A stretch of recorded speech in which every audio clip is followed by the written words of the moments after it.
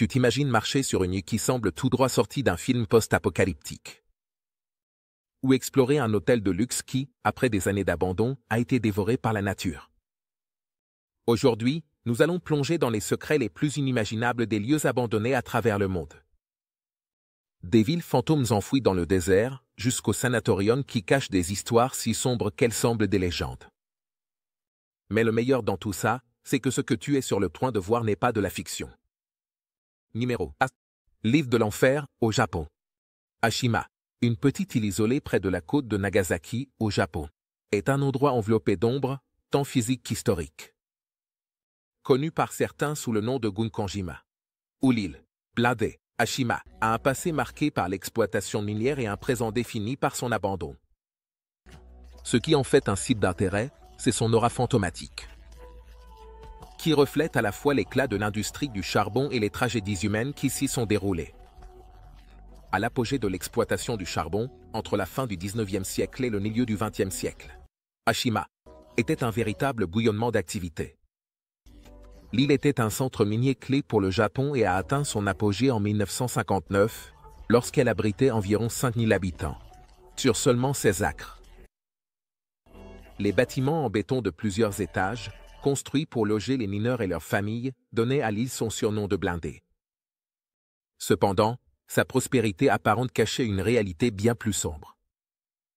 Pendant la Seconde Guerre mondiale, l'île est devenue un lieu de travail forcé, où des prisonniers de guerre, des Chinois et des Coréens étaient contraints de travailler dans des conditions inhumaines. Ces hommes étaient envoyés dans les profondeurs des mines de charbon, creusant à presque 1 kilomètre sous terre.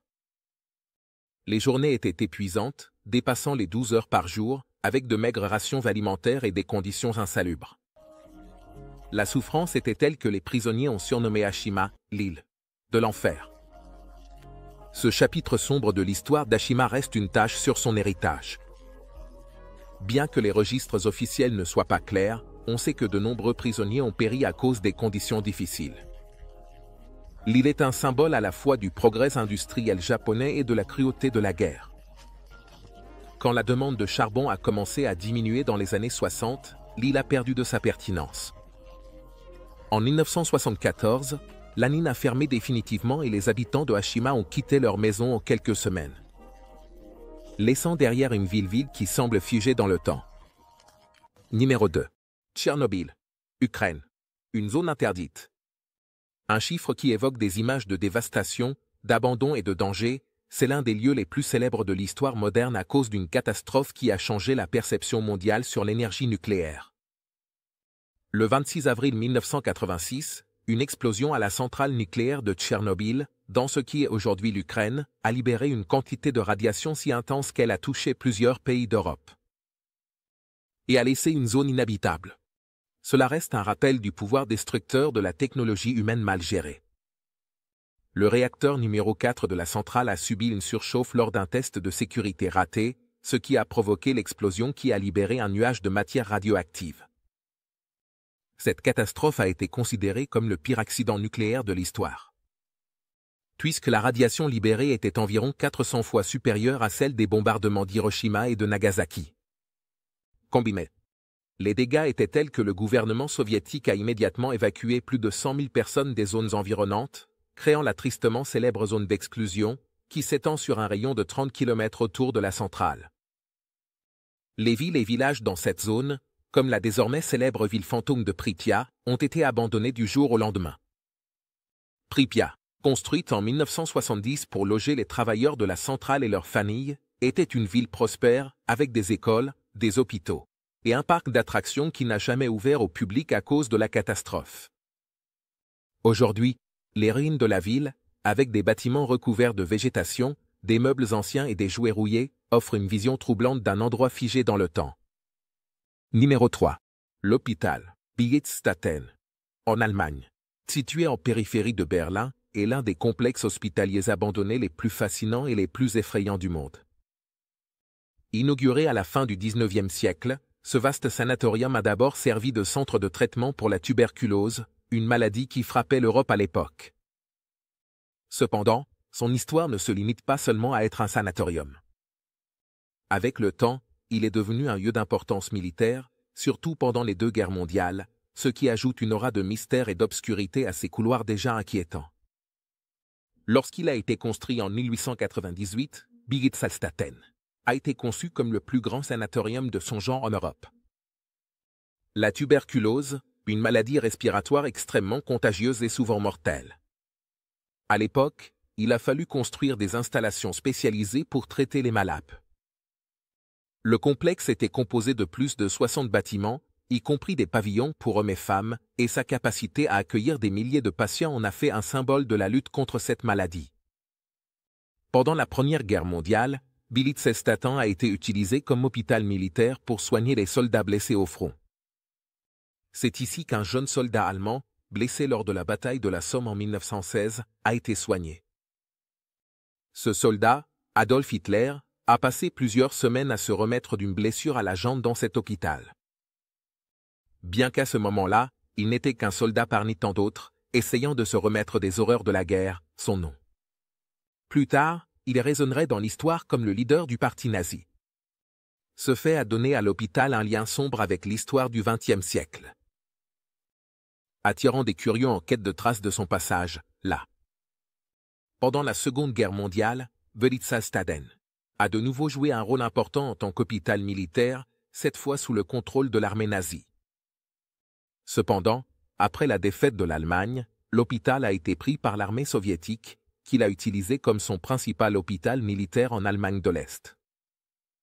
Les soviétiques ont maintenu le contrôle de Birgitsalstaten pendant près de 50 ans, et l'hôpital a continué à fonctionner jusqu'en 1995, lorsqu'il a finalement été abandonné après la chute du mur de Berlin et la dissolution de l'Union soviétique.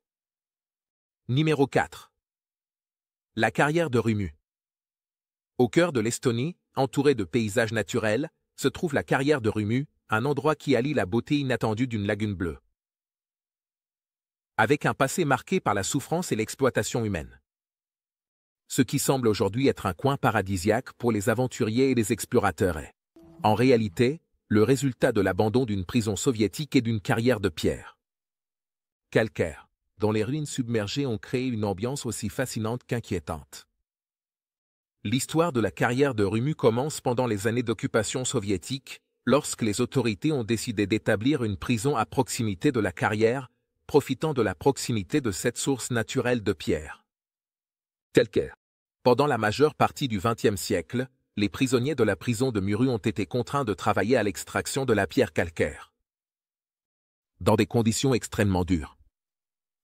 Ces détenus ne purgèrent pas seulement des peines, mais faisaient aussi partie de la main-d'œuvre qui rendait possible le fonctionnement de la carrière. Le travail était physiquement épuisant. Avec de longues journées sous le soleil ou la pluie, et souvent sans l'équipement adéquat, ce qui entraînait des blessures et un épuisement physique brutal. Au fil du temps, la carrière est devenue partie intégrante de l'infrastructure de l'Union soviétique, fournissant des matériaux essentiels à la construction et au développement de la région. Cependant, avec la chute de l'Union soviétique en 1991, la prison a été fermée. Et la carrière est restée complètement abandonnée. Les eaux souterraines, qui avaient été constamment pompées hors de la carrière pour maintenir les fouilles au sec, ont commencé à inonder rapidement le site. En l'espace de quelques semaines, les profondeurs de la carrière se sont remplies d'eau, créant une lagune aux eaux cristallines qui cache désormais la machinerie et les bâtiments, qui faisaient autrefois partie de l'opération. Aujourd'hui, Rummu Kari s'est transformé en une sorte d'application. Atlantide moderne. Les ruines des bâtiments, des murs et des outils utilisés pour extraire le calcaire reposent désormais dans les profondeurs de la laguna, créant un paysage surréaliste qui a captivé l'imagination des explorateurs urbains et des amateurs de plongée. À travers les eaux claires, on peut voir les structures qui étaient autrefois utilisées par les prisonniers. Recouvertes maintenant d'algues et de végétation aquatique, ce qui ajoute une atmosphère mystérieuse et presque magique à l'endroit. Numéro 5. Hôpital de la Variole, New York. Sur la petite île Roosevelt, située au milieu de la rivière Hudson à New York, se dresse une structure oubliée par le temps et les avancées médicales. L'hôpital de la Variole. Construit au XIXe siècle, cet hôpital a joué un rôle crucial dans le contrôle de l'une des maladies les plus mortelles de l'histoire, la variole. Bien qu'aujourd'hui ce ne soit qu'un squelette en ruine projetant une ombre menaçante sur le paysage urbain, son héritage est imprégné de la lutte contre une épidémie qui a dévasté l'humanité pendant des siècles. L'hôpital de la Variole a ouvert ses portes en 1856. Conçu par le célèbre architecte James Ndick Jr. Ce bâtiment, de style néogothique, a été conçu pour traiter les patients souffrant de cette terrible maladie. Avec une capacité initiale de 100 lits, il a été construit pour être un lieu de quarantaine où l'on tentait de contenir la propagation de la variole, une maladie hautement contagieuse qui laissait des marques indélébiles sur le corps et, dans de nombreux cas, conduisait à la mort. L'emplacement de l'hôpital sur ce qui était alors appelé l'île Blackwell, aujourd'hui l'île Roosevelt, n'était pas accidentel. L'île servait de lieu d'isolement non seulement pour les malades de la variole, mais aussi pour des prisonniers et des patients psychiatriques. La combinaison de ces populations marginalisées donnait à l'île une atmosphère de désolation et d'isolement, des caractéristiques qui persistent encore dans la mémoire de ceux qui visitent ces vestiges. Pendant les décennies où l'hôpital était en fonctionnement, des milliers de personnes ont été soignées. En fait, à son apogée, l'hôpital traitait environ 7000 patients par an. Malheureusement, beaucoup d'entre eux ne survivaient pas à la maladie, ce qui remplissait les couloirs du bâtiment d'une atmosphère sombre et lugubre. Le personnel médical, qui luttait pour contenir les épidémies de variole, était soumis à un stress constant et l'hôpital est rapidement devenu un endroit où l'espoir et la peur cohabitaient de manière palpable. Numéro 6. Château Miranda. Au cœur des collines verdoyantes de la région de Ballona en Belgique, se trouvait l'une des demeures les plus imposantes et énigmatiques d'Europe, le château Miranda. Ce château néogothique, construit en 1866, avait tout ce qu'on pourrait attendre d'une forteresse, de hautes tours, des gargouilles. Et une atmosphère de mystère qui semblait l'envelopper. Cependant, ce qui était autrefois une demeure majestueuse pour une famille aristocratique est devenu un symbole d'abandon et de décadence, attirant les explorateurs urbains, les cinéastes et les chasseurs de fantômes. Avant sa démolition en 2017. Le château a été commandé par la famille Liedekerk-Beaufort, l'une des familles les plus riches de Belgique. Pendant la Révolution française, la famille avait fui leur maison d'origine, et le château Miranda a été construit comme un refuge pour eux. Conçu par l'architecte anglais Edward Mineria, le château combine des éléments de style néogothique et Renaissance, lui donnant une atmosphère de conte de fées qui contraste avec les temps turbulents de sa construction. Pendant des décennies, le château Miranda a été un symbole de richesse et de statut.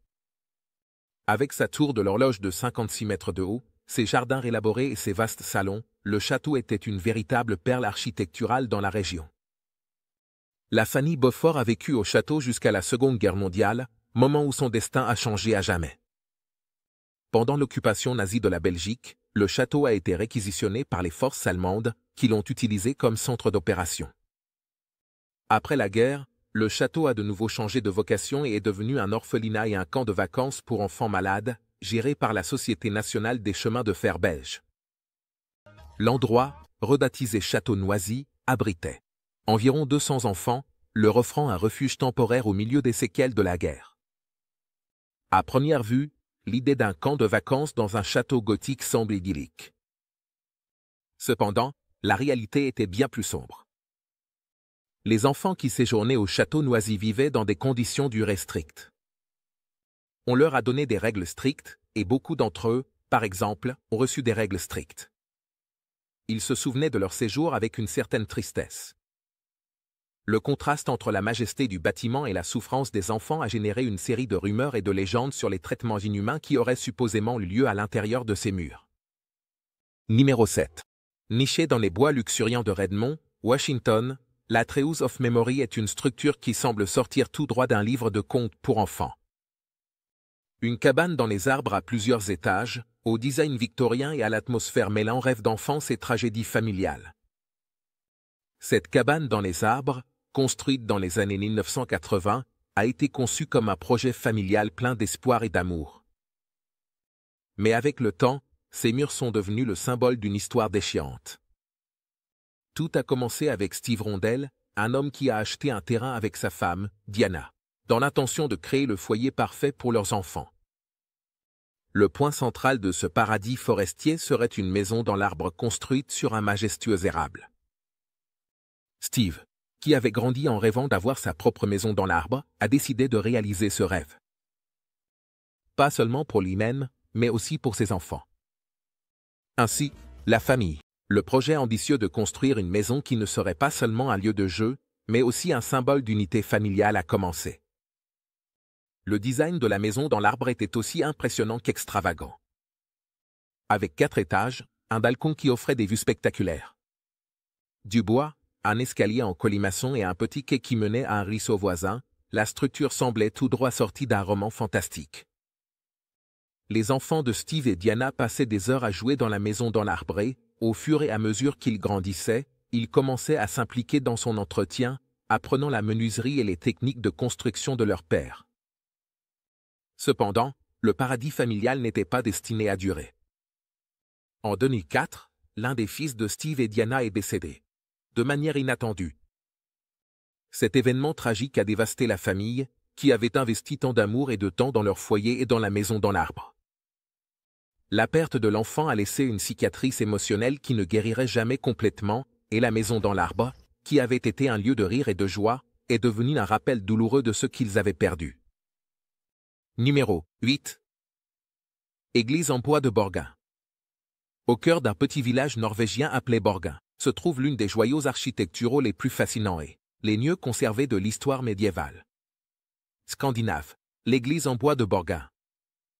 Construite entre les années 1180 et 1200, cette église est un exemple classique de l'architecture nordique médiévale, avec ses hauts toits pointus et son ornementation complexe sculptée dans le bois. L'église a connu de nombreux changements, tant dans la vie religieuse que dans le paysage culturel de la région, mais sa structure et son essence sont restées intactes, enveloppées d'une aura de mystère et de dévotion. À première vue, l'église en bois debout de Borgin ressemble à quelque chose tout droit sorti d'un conte de fées, avec son toit à plusieurs couches s'élevant dans le ciel et ses sculptures élaborées de dragons et de serpents ornant ses toits et ses murs. Ce type d'ornementation n'est pas seulement décoratif, mais possède une signification symbolique profonde. Dans la culture nordique, les figures de dragons et de serpents étaient considérées comme des protecteurs, des gardiens contre les mauvais esprits. L'église a été construite sur une solide fondation en pierre, ce qui a contribué à sa conservation pendant plus de 8 siècles, tandis que le reste de la structure est entièrement en bois. Une caractéristique distinctive des églises nordiques médiévales. Le bois utilisé dans la construction de l'église a été traité avec du goudron, ce qui non seulement le protégeait des éléments, mais lui donnait également sa couleur sombre caractéristique. Bien que les églises en bois aient été courantes en Scandinavie pendant le Moyen Âge, beaucoup d'entre elles ont disparu avec le temps à cause des incendies, des pillages et du passage naturel des siècles. Cependant, l'église de Borgin a mieux résisté à l'épreuve du temps que la plupart, et aujourd'hui, elle se dresse comme l'un des exemples les plus complets et les mieux conservés de ce type d'architecture dans le monde. Numéro 9. Hôtel Jopala. Sur l'île pittoresque de Krk, en Croatie, se dresse l'une des structures les plus fascinantes et tragiques de l'ère moderne, le palais Jolodobo. Cet hôtel majestueux, qui était autrefois considéré comme l'une des destinations de vacances les plus luxueuses d'Europe, se trouve aujourd'hui en ruine, abandonné et dépouillé de tout son éclat. Son histoire est un reflet de l'essor et de la chute d'un projet ambitieux, marqué par le luxe extrême, la guerre et le déclin inévitable. Le palais Jolodobo a été inauguré en 1971, à l'apogée du tourisme sur la côte adriatique. L'île de Krk était déjà une destination prisée par les touristes fortunés, mais le Jolodobo promettait d'élever le luxe à un tout autre niveau. Construit avec une architecture moderne et élégante, l'hôtel offrait toutes sortes de commodités extravagantes, des cours de tennis aux énormes piscines qui, selon les légendes locales, se remplissaient de champagne lors de fêtes exclusives. Sa réputation, en tant que paradis pour les riches et les célèbres, en a fait un aimant pour les grandes personnalités de l'époque. Cependant, ce qui faisait vraiment la différence au palais Jolodobo, c'était le Casino Adriatic Club, situé dans le grenier de l'hôtel. Ce casino a été partiellement financé par Bob Duccio, le magnate fondateur du magazine Penthouse, qui a investi dans le casino. Une somme impressionnante de 45 millions de dollars pour sa construction. On supposait que le casino attirerait les joueurs les plus riches du monde et garantirait le succès financier de l'hôtel. Au cours des premiers mois, le casino a attiré une clientèle triée sur le volet, mais rapidement, les choses ont commencé à mal tourner.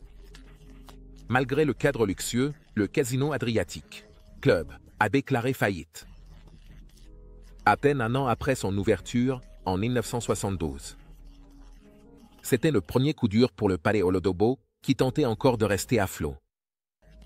Cependant, l'hôtel a réussi à survivre encore quelques années, restant une destination de luxe jusqu'au début des années 90. À mesure que la situation politique en ex-Yougoslavie commençait à se déstabiliser, le tourisme dans la région a chuté de manière drastique. La guerre civile yougoslave, qui a éclaté en 1991, a marqué le début de la fin pour le Palais Olodobo. Numéro 10. Kolmanskop. Au milieu du désert aride de Namib, où les dunes de sable semblent s'étendre à l'infini, se trouve un endroit qui semble tout droit sorti d'un rêve.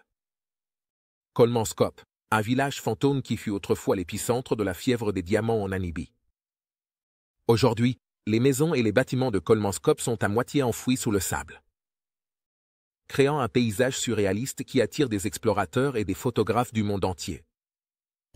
Cependant, sous la beauté désolée de cet endroit, se cache une histoire d'exploitation, de richesse éphémère et d'abandon. Kolmanskop a été fondé en 1908, lorsqu'un cheminot local a trouvé un diamant en travaillant sur la construction de la ligne de chemin de fer à proximité. La nouvelle de la découverte s'est répandue rapidement et cela n'a pas pris longtemps. Avant que des chercheurs du monde entier n'arrivent dans le désert de Namib à la recherche de fortune. La découverte de diamants dans la région a transformé ce qui était autrefois une terre aride en une communauté minière florissante. En quelques années, Kolmanskop est devenue une ville riche et dynamique, produisant une quantité incroyable de diamants qui représentaient une part importante de la production mondiale. La fièvre des diamants a attiré des colons européens qui voulaient profiter de cette nouvelle richesse. À son apogée, Kolmanskop était un exemple de luxe au milieu du désert.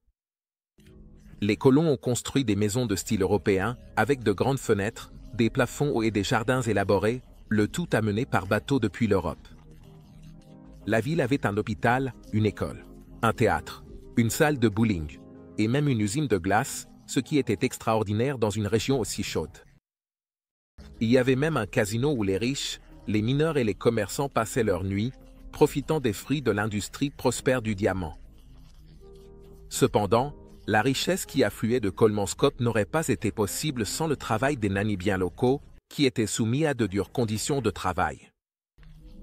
Les mines étaient contrôlées par la colonie allemande d'Afrique du Sud-Ouest et les mineurs locaux, qui travaillaient dans les profondeurs du désert sous une chaleur écrasante. Ils recevaient des salaires bas et vivaient dans des conditions bien plus modestes que les Européens, qui profitaient de l'exploitation des diamants. Numéro 11. Station de Bukor. Au sommet des montagnes Bukor, dans le sud-ouest du Cambodge, se trouve un ensemble de bâtiments coloniaux abandonnés, connus sous le nom de Hill Station. Ce complexe touristique, construit par les Français dans les années 20, a une histoire aussi tumultueuse que celle de la Cambodge lui-même. Depuis sa construction, elle a été un symbole du luxe colonial, mais elle a aussi été témoin de la guerre, de l'occupation militaire et finalement de l'abandon. La station de Bukor est maintenant un lieu d'intérêt pour ceux qui cherchent des aventures et des mystères dans les hauts plateaux du Cambodge. La construction de la station a commencé en 1921, lorsque le Cambodge faisait encore partie de l'Indochine française. Les colons français, fatigués de la chaleur écrasante des plaines, ont décidé de créer un refuge de luxe dans les fraîches montagnes de Bukor, où ils pouvaient échapper à la chaleur étouffant et profiter d'un climat plus tempéré. L'emplacement, à plus de 1000 mètres d'altitude, offrait une vue spectaculaire sur le golfe de Thaïlande et un climat bien plus agréable que celui des plaines. Le complexe touristique a été inauguré en 1925 et est rapidement devenu une destination prisée par l'élite coloniale. La station avait un hôtel de luxe, un casino, un palais d'été pour la famille royale cambodgienne et plusieurs villas privées. Les colons français affluaient à Bukor Hill pendant les mois les plus chauds, profitant des commodités que le complexe offrait et organisant des fêtes dans le casino qui attiraient des joueurs de tout le sud-est asiatique. Cependant, la construction de la station de Bukor n'a pas été sans difficulté. En raison de son emplacement éloigné et élevé, la construction a été un défi monumental. Les travailleurs, pour la plupart des paysans cambodgiens, ont été soumis à des conditions extrêmement difficiles. Numéro 12. Maison Craig. Au cœur des paisibles forêts de la vallée de l'Hudson, au nord de New York, se trouve un manoir gothique avec une histoire troublante. Maison Craig. Ce bâtiment, qui fut autrefois l'une des institutions psychiatriques privées les plus exclusives et secrètes des États-Unis, est en ruine depuis sa fermeture en 1999. Avec son ambiance fantomatique et son passé chargé de tragédies, la Maison Craig est un lieu enveloppé de mystères et de controverses, où les vies de riches et de célèbres se sont entremêlées avec les sombres traitements psychiatriques de l'époque. La Maison Craig a été construite en 1859 comme une résidence privée pour un officier de la guerre civile américaine. Mais en 1915, elle a été transformée en un sanatorium psychiatrique de luxe par le docteur Clarence Slocum. Son objectif était d'offrir un refuge discret et exclusif pour des patients fortunés ayant besoin de traitements psychiatriques, loin du regard du public.